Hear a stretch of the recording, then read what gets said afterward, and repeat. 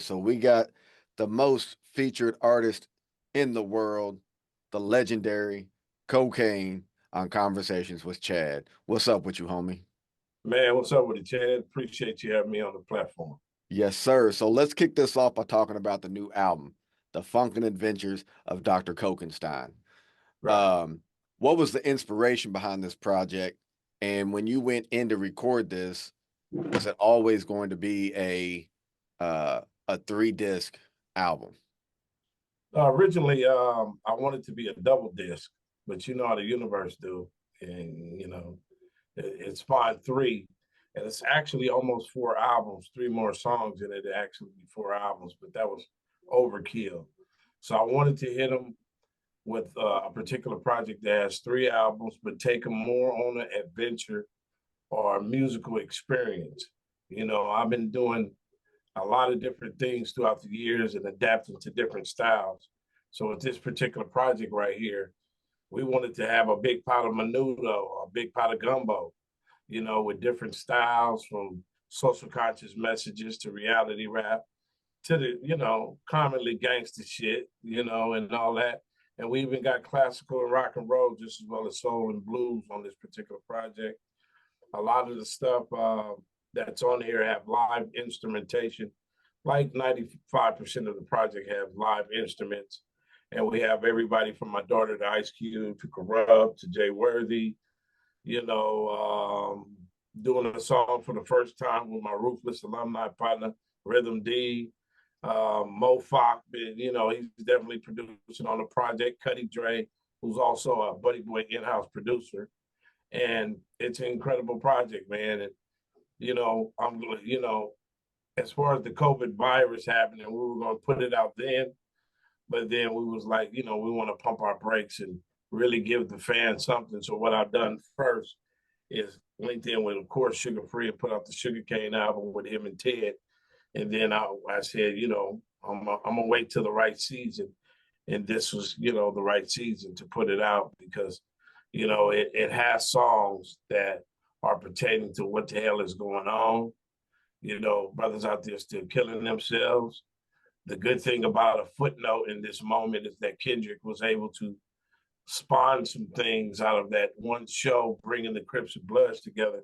But everybody, it's just not a one-off. Everybody got to do their thing. And those type of songs I have on my project. I also have a song on the project right here. It says real thick. We sell hard copies still. It's a project called Hey You, which was also reflipped by Cuddy Dre. And it's inspired by Pink Floyd. It's a rock and roll song, but it's mainly touching on all the homelessness and mental issues and wars that are going on in the streets. And it's not getting better, it's getting worse. And I feel that music needs a balance, and I was able to put that balance out there. You're going to get your party songs. You're going to get you know what I'm saying, on some G-Funk, gangster funk. But most importantly, the most relevant thing is the songs that are pertaining to the signs of the time. So it got a little something for everybody on here, Chad. It came out on my birthday, March 10th. I realized it's a project that I have to really push for the next 2.5 years because it has like at least 37 tracks to the dome. So it's been seeping out there, slowly but surely. But I like the organic approach. You know what I mean? So it's the Funkin Adventures of Dr. Kokanstine. Yeah, that's what's up. And with everything that you're talking about, there's so much to unpack with this album. Um, one of the things I want to do is kind of get into some of the different tracks that you got on here. Mm-hmm. Um, with like with the features and the production and things like that. So the first track I wanted to talk about is Let's Ride Out. And Right. the reason why I want to talk about this one is for 2 reasons. One, I love the production from Banks and Big Zeke, the Right. Space 87 duo. But then the other part of this is your daughter is featured on this song. Right. So talk to me about getting this track from Ant Banks and Big Zeke, and then also getting your daughter on this song, because I kind of imagine it's got to be like a full circle moment for you to be able to uh, to be on a song with your daughter. Absolutely. Well, me and Ant Banks been making magic happened for a minute. I would always get on his projects and vice versa. And when we recently linked in, he said, I got this cat named Big Zeke, who's like my right-hand man on doing production. So they shot me the track.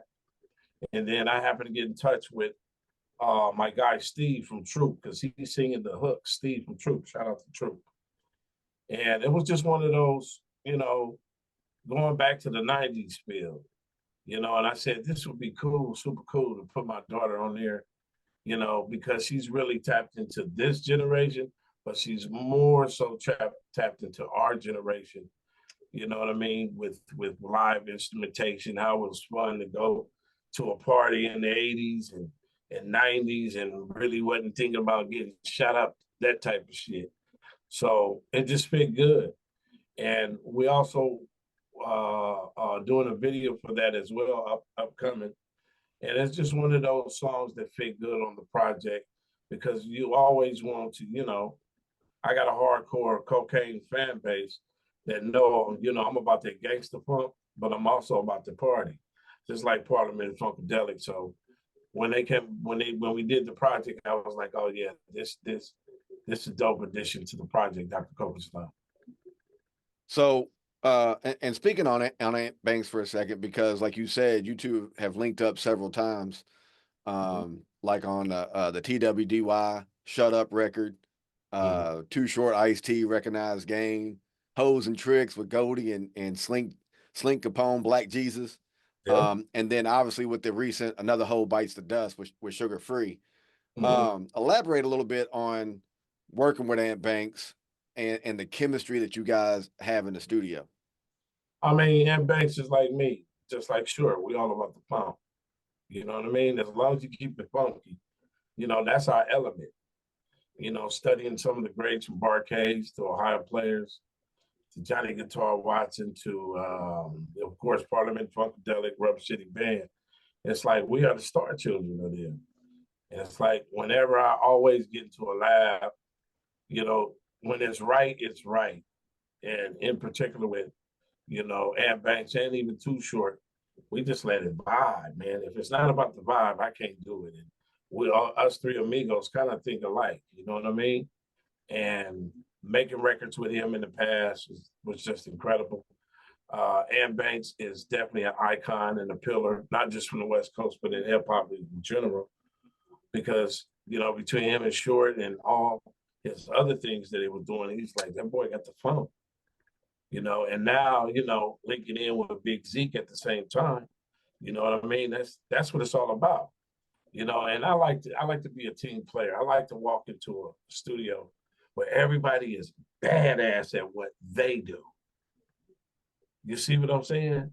Yeah. It ain't like, oh, what you got? No, because that's how musicians feel. So dealing with Aunt Banks, I would call him more of a musician versus just a producer or a beat maker, because they selling beat packs right now on the little doo, doo, doo, doo, doo. But they know the music theory of funk and soul and rhythm and blues. So that's why I always mess with Aunt Banks throughout the years. And I'm glad we recently connected, on the Sugarcane album and on my album, of course. Yeah, no doubt. So the next track I want to talk about is All My Life with Rhythm D. What was it like linking back up with Rhythm D? Your former Ruthless Records, producer and all that. What was that experience like working with him on this track?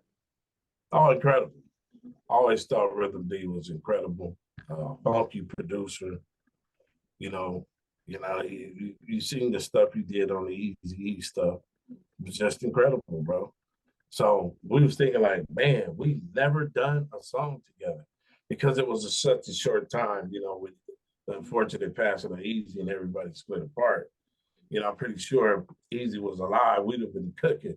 But that was history in the making to me, man, to be able to hook up with Rhythm D, outside of my main producer, which was Code 187. Shout out to Code 187, because he's also produced on the project. But it was history in the making, man, coming from that Ruthless cloth. And when he shot me the track, I wanted to do something where I bring back home storytelling, because I believe in storytelling. And that's something this project has, is definitely got the storytelling appeal. So it leaves room for imagination. You feel what I'm saying? So we shot the video in Pomona, California.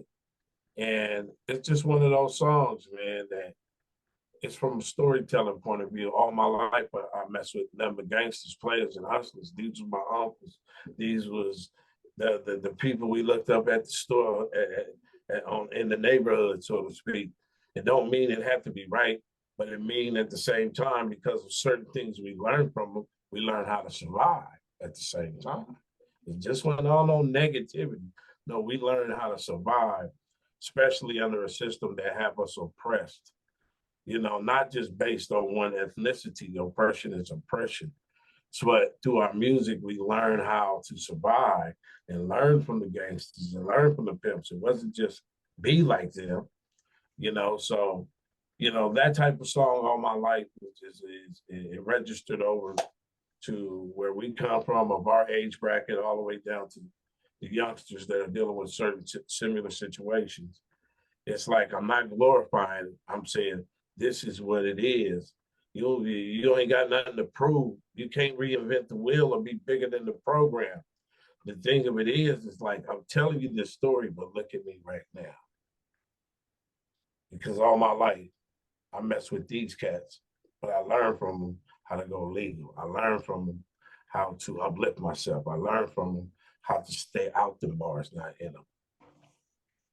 One song you talked about earlier, and I'd love for you to elaborate on it if you're able, is the song "Hey You" and how it speaks on the social issue of homelessness, something that's not addressed as often as it needs to be. What motivated you to create that song?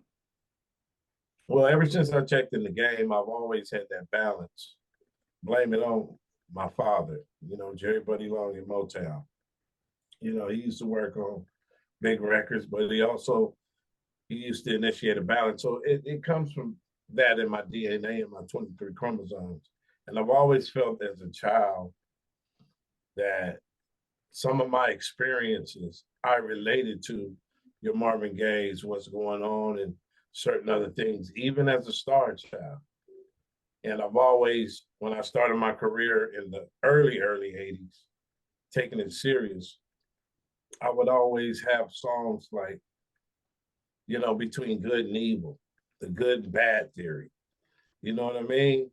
I felt encouraged by listening to Curtis Mayfield and different other things like Gil Scott Heron and The Last Poets, as well as listening to Chocolate City Parliament.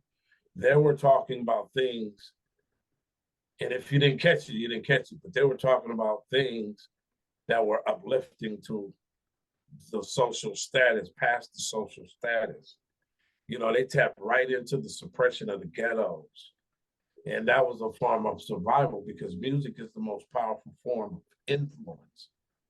You know what I mean? So when I did that song, Hey You, bro, it was just like second nature, because you go outside and I bullshit you not, homie. You go to Seattle, Tacoma, the homelessness is crazy now. You can get opioids and all kind of other crazy shit. Then you go to Skid Row, it's crazy, getting even more crazier out there. And we have enough money in these institutions, in this capitalist society called government America, to help our people, to go ahead and do right by our people in our own backyard, but yet we can give so much trillions of dollars to other countries for wars. That's not correct. So I kind of identified the Hey You song with one of those songs folk songs they will put out in the 70s and 80s. You know what I mean? Like really talking about some stuff to uplift the people. And I think that's where music needs to get back to, because it's been too much pussy popping shit without nothing intuitive or intelligence to help you move your soul, dance, but at the same time feed your spirit. You know what I mean? So Hey You was one of those songs that make you say, man, come on, man. What do you think you so big because you got this money? Money don't mean shit. The poor man, rich man grave is the same. Man, stop all that shit. So, you know, a lot of people will listen to it and be like, hey, what are y'all? But that's not for them people. It's for the people to feel encouraged by the music. Maybe they might hear "Hey You" and lost their job and is in the streets for a second, or maybe an artist that want to really talk about these things finally muster up the courage to. So, "Hey You" is something that is definitely raising my voice, and it's no different than the modern day Marvin Gaye. What's going on? Another very socially conscious song on the album that I really enjoyed, as well as its accompanying video, is Our Own Worst Enemy. Can you talk about the creation of that? Oh, I had that song in the making for about 5 years, but I never did put it. I had an idea. Let's talk about songs. You know, I don't want to say the word genocide because everybody's splattering that well. I didn't want to say black on black crime all the time, even though that's what's happening. I wanted to say something that it was simple, but it was to the point. And basically, we became our own worst enemy. Because that right there, it just has depth to it. We became our own worst enemy. And then the words that I, borrowed from the universe allowed me to write that, humbly speaking, because of my experiences myself against my own people. The experiences of myself of learning from other races, of course, but going to the point to where we're marching, blaming other people for things that we can do ourselves. See, it has to stop. So I wanted to put that type of song, and the video is out too as well. Shout out to my son, he filmed the video, him and my nephew Zach. But I wanted to show those images, and I wanted to put those words together to make you think. You know, like, come on, we blame everybody else. We can blame cops for being cops, whether they cool or not.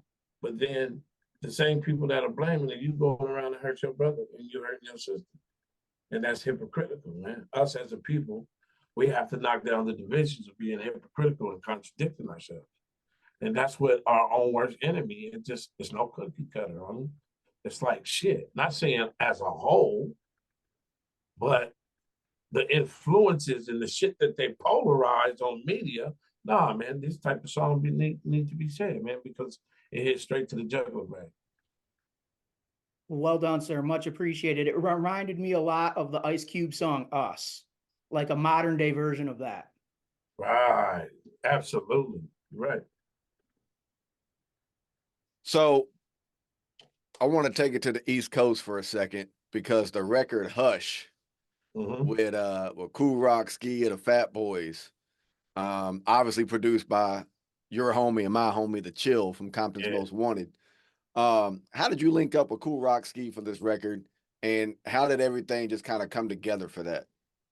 Well, I've seen him on live. I was tapping into his other partner, rest in peace, Prince Marky D, because I wanted to get him too as well. But then I sent a message out on the internet, and he just responded to the message. I'm like, I mean, you know, growing up off the Fat Boys, I mean, they made life a little bit more better because laughter is powerful. You know what I mean? Where would those Friday movies be without Disorderlies and not the Fat Boys? All that shit come from them, man.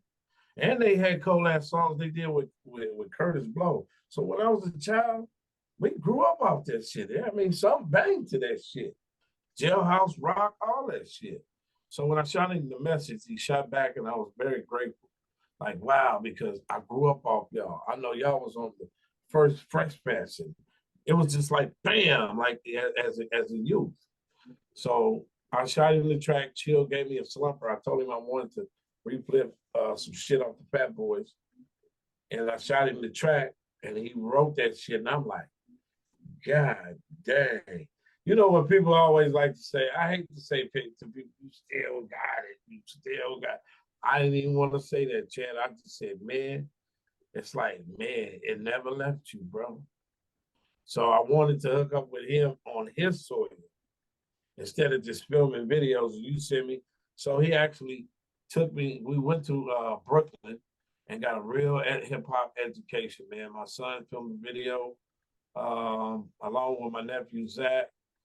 It was incredible. We went to the neighborhoods where they grew up and shit. That's important to me. because I'm a hip hopper too at the same time I'm a funkster. So when he laid his cut on there, I wanted to lay something that complements that time, but with an updated twist. And we put that shit together, put the video together. You know what I mean? Walking down Manhattan, happened to bump into homie Tretch. Like, damn. So he got in the video as well. And you know, that was a fun video because it was at a time prior to the verses happening. And we hit that record and it's still doing good. You know, for those that ain't heard it, they still raising their eyebrows, man, because this is East Coast and this is West Coast icon showing that, hey, ain't no substitution on creativity. If it's dope, it's dope. And ain't no ending on being dope. It's just not like you're a basketball star and break your Achilles. Look at these cats. Look at Kool Rock Ski and Kokane still putting that shit down. That's what I love it. And it was good for hip hop too. Yeah. So with this album, 37 tracks. Mm-hmm. What are your 3 favorite joints off this project? I have a lot of them on there. You know, most rappers, most singers will say that shit. I have a lot of them. But really, like, hey, you is our own worst enemy, and I would say, off the wall, windows of my mind. It's different. But then again, I like Monkey Wasn't Funky because that's like a modern day Knee Deep. And then the other songs with my daughter, you know, that's on there. It's some creative stuff that it is for the world, so to speak, because I also have a song called Rabbit Hole. It's like electronic funk, up tempo. So it's different. It also has some classical music on there, type of shit. You feel me? So whatever your pet peeve, if this is something for your musical arsenal, you know, go ahead and get that. And this is a special project to me. You know what I'm saying? And all those that really, you know, from the Cubes to my daughter to Hutch, to just in general, you know, just allow me to put them, you know, get the magic on there as well. And yeah, I would say those 3 songs would be more of my songs.